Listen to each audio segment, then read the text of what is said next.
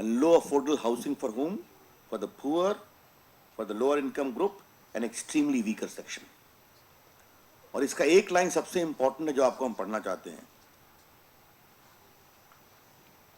I have already outlined other incentives such as easier flow of FDI in this sector.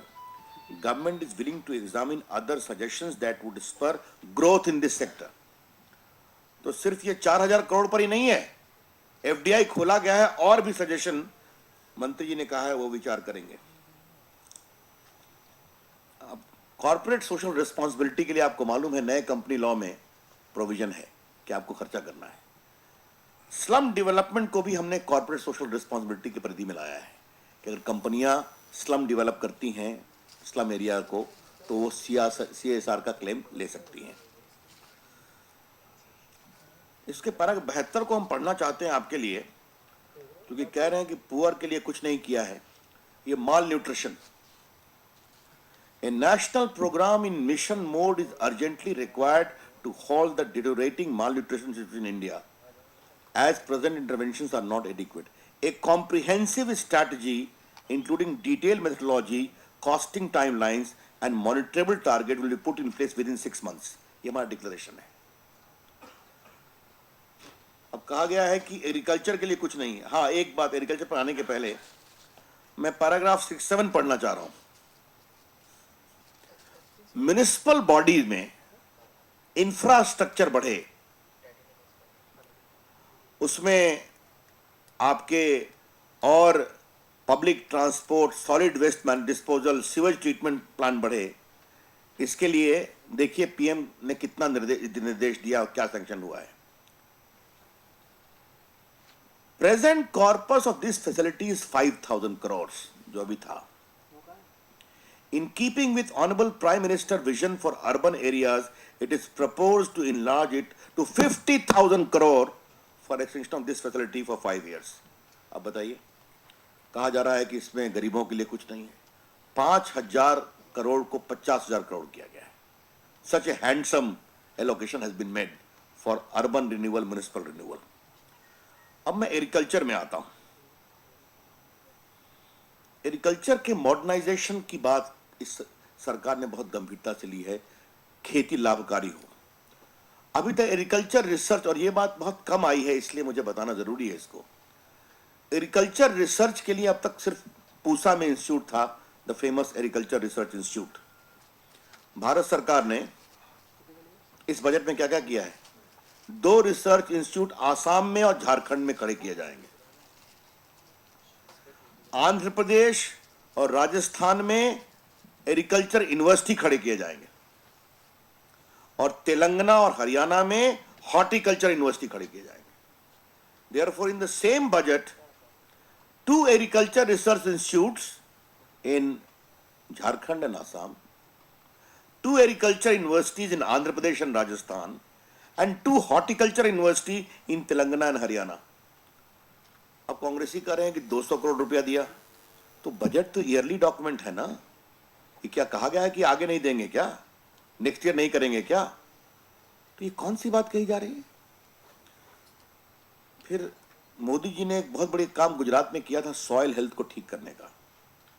इसमें इस budget में farmer के लिए soil health card को mission mode में लाने की बात की गई है. हर को कार्ड दिया जाएगा, 100 करोड़ रुपया दिया गया है. लेकिन उसके अलावे 56 करोड़ की लागत से 100 मोबाइल सॉइल टेस्टिंग लेबोरेटरी को स्थापित करने की बात की गई है. तो किसानों के लिए रिसर्च हो, किसानों के लिए इंफ्रास्ट्रक्चर हो, किसानों के लिए सॉइल टेस्टिंग लेबोरेटरी हो. और मैंने बात कही कि capital market to rural market, तो पैराग्राफ 82 में पढ़ रहा हूं जिसमें कहा गया है to accelerate setting of a national market the central government will closely work with the state government to reorient their respective agriculture produce market committee acts, and by the farmer and consumer interest will be further served by increasing competition, integrating markets across the country. तो एक बात कही गई है. एक बात इसमें और है जो बहुत ही नई बात है, जो कि इन चीजों को थोड़ा मैं फॉलो करता हूं. जो लैंडलेस फार्मर्स हैं उनको कैपिटल और लोन नहीं मिलता था क्योंकि आपके पास जमीन का पट्टा नहीं है. एक नई योजना की गई है कि very large number of landless farmers are unable to provide land title as guarantee. Institutional finance is denied to them and they become vulnerable to money lenders lending. I propose to provide finance to 5 lakh joint farming groups of भूमिहीन किसान through NABARD. तो उनका एक group बनेगा, उसको लेके पैसे दिए जाएंगे. तो ये नए नए प्रयोग हैं विकास के किसानों के लिए. और इसमें एक अंतिम बात, मैं 2 बातें कहना चाहता हूं कि रूरल इंफ्रास्ट्रक्चर डेवलपमेंट फंड को 5,000 करोड़ से बढ़ाकर 25,000 करोड़ किया गया है. इन पैराग्राफ 86 नाबार्ड के माध्यम से कि जो रूरल इंफ्रास्ट्रक्चर डेवलपमेंट के लिए और वेयर हाउसिंग कॉर्पोरेशन को ठीक करना जरूरी है, इसके लिए 5,000 करोड़. तो वेयर हाउसिंग ठीक हो, सॉइल टेस्टिंग ठीक हो, 4-4, 6-6 यूनिवर्सिटीज आती है उनके विकास के लिए, रिसर्च बॉडी आती है, लैंडलेस किसानों के लिए जगह मिलनी चाहिए, लेबरर्स के लिए लोन मिलना चाहिए. इसके अलावे रूरल हेल्थ एंड हाउसिंग, ये सबकी चिंता की गई. और कांग्रेस के और बाकी लोग कहते हैं सिर्फ कैपिटल मार्केट की चर्चा है. तो ये बहुत ही दुर्भाग्यपूर्ण है, ये बात मैं कहना चाहता हूं. बाकी इंडस्ट्री, एयरपोर्ट, इंफ्रास्ट्रक्चर की बात आपको मालूम है. 37,000 करोड़ रुपए दिए गए हैं फॉर नेशनल हाईवे, लगभग 15,000 करोड़ दिए गए हैं फॉर प्रधानमंत्री ग्रामीण योजना. पावर की बात है, मैं उस पर नहीं जाना चाहता. हमने इस बजट में देश के हेरिटेज की बहुत चिंता की है, ये बात मैं आपसे कहना चाहता हूं.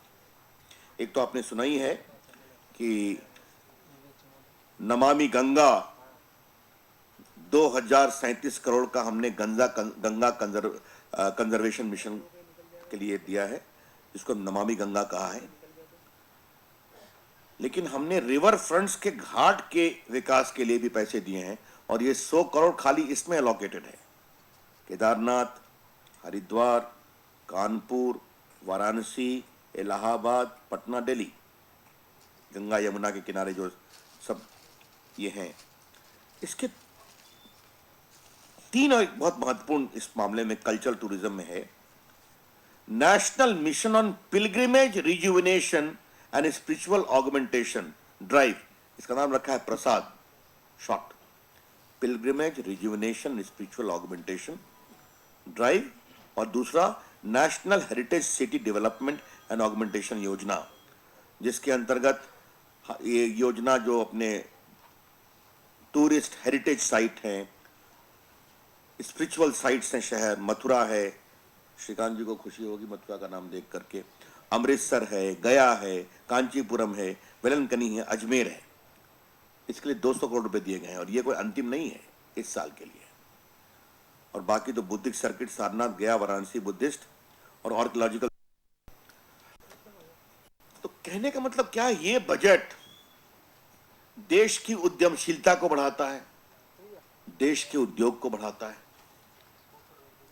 मैन्युफैक्चरिंग को बढ़ाने के लिए इंसेंटिव देता है और साथ ही साथ गरीबों की चिंता करता है, किसानों की चिंता करता है, रूरल की चिंता करता है, भूमिहीन मजदूरों की चिंता करता है और खेती कैसे मॉडर्न हो इसकी चिंता करता है. और यह पहली बार हुआ है कि एक ही बजट में 4 all India medical institute, 4 IIT, 5 IIT, 5 IIM और 12 medical college. Not a small thing, please understand. One budget is giving 4 AIIMS, 5 IITs, 5 IIMs and 12 medical colleges. तो एजुकेशन की ये चिंता की गई है.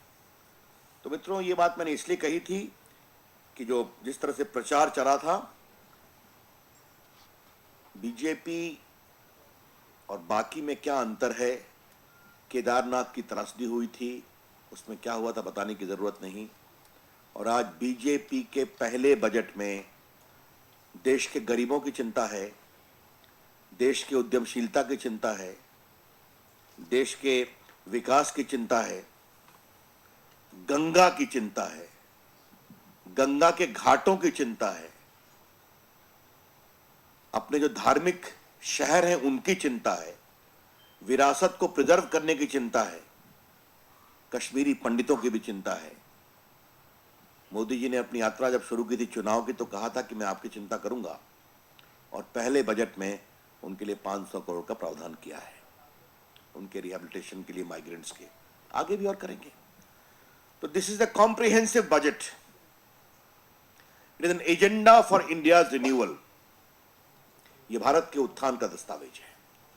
इसलिए अंत में मुझे इतना ही कहना है कि कांग्रेस पार्टी तो आलोचना करेगी, वो तो हमारे बजट की तारीफ नहीं करेगी, और उनके इस अधिकार का सम्मान करते हैं।